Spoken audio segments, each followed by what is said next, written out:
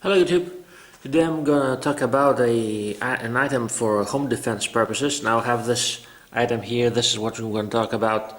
It's the called Steel Gladius machete. I'm gonna compare it with the other two knives I have for home defense. This is a katana and a Glock knife, or sort of a Bowie knife.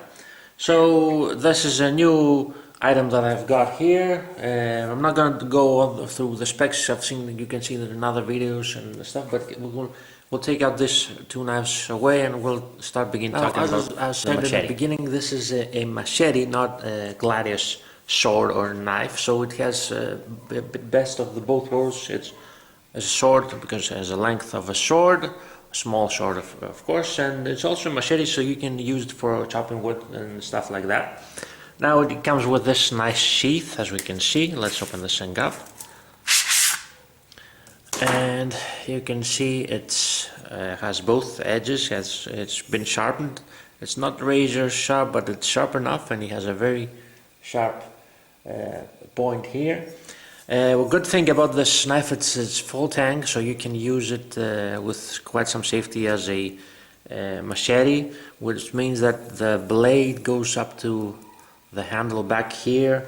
And I know from historical machetes that they were not full tang. They had a so-called rat blade, so it was the metal back here was a bit thin. I would say this has a very sharp tip up front. Both edges are sharp. Has a black coloring, and this was a sword used in the Roman times. It was both a cut sword and mostly it was a thrusting sword. But as we said here, if you buy it today, it's in a relatively cheap price, and it has the best of both worlds. It's a bit wider up here, so you can use it for cutting woods and stuff like that. So let's talk about using this sword as a home defense weapon. Now, for a home defense weapon, probably the best choice is to buy a firearm. But in many cases, in many countries, buying a firearm is not something very easy, like in the United States. You're better off if you can avoid a home defense situation. But I use this thing as a last-ditch weapon. I have a shotgun, but I'm not very comfortable having a shotgun near my bed or something. I have it locked in a secure place. So I used to have two other knives that I have. I'll show you in the beginning. The first one is this katana here, which is a very long sword. It's a very intimidating sword, but as I said, it's a very long sword. And the other thing I used to have is this Glock, it's kind of a Bowie knife, you can say. It's a military style knife like this. And one other thing you also have to check is your local laws, depending on whether you can possess a knife or a sword like this. Thankfully in my country you can possess a sword.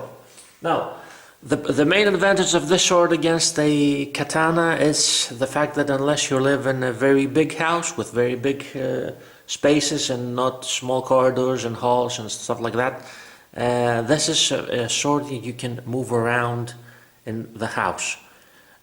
Whereas a katana, as you can see, it's almost 3 feet long.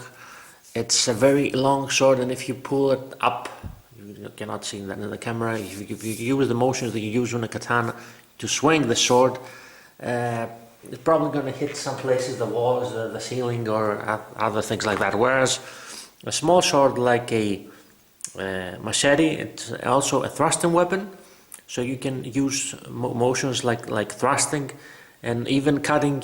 You probably will not bump this thing to walls and the ceiling. One other thing is that, as I said, this is a thrusting weapon, so it does not take so much training as with a katana. You don't have to swing this thing, you can just thrust. One other advantage compared to this Bowie knife that I used to have near my bed is this thing is a bit more intimidating. So, however, as a last-ditch weapon, probably there's not going to be so much time to intimidate the Intruder, but this is quite a big sword, big knife, so it's gonna be a bit intimidating for the. And last but not least, as we've said in the beginning, I think this sword has both edges are sharpened. In the beginning, it's an original state, whereas katana, it's only sharpened from one edge. So I think for someone who's does not have too much training for carrying swords and stuff, this is probably a better choice. Now, having said that, the best thing is to check your local laws for what are the provisions for self-defense. For instance, if an intruder comes in your house, he's not armed. In most European countries, if you have a sword like this, you may find yourself in trouble. Whereas in the United States, if someone enters your property, no matter if you're armed or not, you have the advantage in this situation in terms of the exercise of force you're going to use when someone invades your property. In any case, calling the police probably may be your best option here, if you have the time to call the police, of course. And this sword here, it's apart from, as I said, self-defense, home defense weapon, probably not self-defense because you cannot carry this around in most countries. This is a very cool item because it's based on a historical sword, the Gladius sword, and the other thing is that you can use it for utility, cutting, for chopping wood and stuff like that, because from my experience from the cold steel blades are very good quality. This, as I said in the beginning, is a full tang, so you don't have to worry about using this abusively on cutting wood. It's not going to perform like an axe, of course, but it will probably do its job. So, thanks for watching. Please like and subscribe.